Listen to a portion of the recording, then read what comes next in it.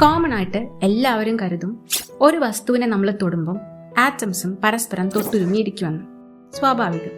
എന്നാൽ വസ്തുക്കൾ തൊടുക എന്ന് പറഞ്ഞാൽ അവയിലുള്ള ആറ്റംസിന്റെ ന്യൂക്ലിയസിന് ചുറ്റിലുമുള്ള പ്രോബബിലിറ്റി ക്ലൗഡിലെ ഇലക്ട്രോൺസും തൊടുന്നു എന്നല്ലേ അർത്ഥം? Like charges can never attract each other. അപ്പോൾ പിന്നെ എന്താണ് touch? It's all about forces.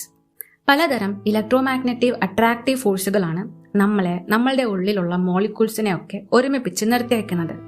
രണ്ട് വസ്തുക്കൾ അടുത്ത് വരുമ്പം ഇലക്ട്രോൺസ് തമ്മിൽ പരസ്പരം തൊടാതെ റിപ്പൽ ചെയ്യും. ഈ റിപ്പൽസീവ് ഫോഴ്സിനെ നമ്മുടെ ശരീരത്തിലെ നെർവ്സ് ഡിറ്റക്ട് ചെയ്തിട്ട് ബ്രെയിനിന് കൊടുക്കും. And brain says A contact has been made. എളുപ്പത്തിൽ മനസ്സിലാക്കാൻ ഇമാജിൻ കൈവിരലിലെ നെർവ്സ് പ്രോപ്പറായി വർക്ക് ചെയ്യാത്ത ഒരാൾ. അയാളുടെ ശരീരത്തിൽ എല്ലാവരുടേതും പോലെ ആറ്റംസ് ഉണ്ട്, തൊടുമ്പോൾ റിപ്പൽഷനും ഉണ്ടാവുന്നുണ്ട്. പക്ഷേ ഡാമേജ്ഡ് ആയ നെർവ്സ് ആയതുകൊണ്ട് ബ്രെയിനിന് ഇത് ടച്ച് ആണെന്ന് തിരിച്ചറിയില്ല. സോ നമ്മൾ ഒരു ടച്ചിനെ എങ്ങനെ എക്സ്പീരിയൻസ് ചെയ്യൂ എന്നുള്ളത് ബ്രെയിന് തീരുമാനിക്കും with the help of nerves and specialised nerve endings.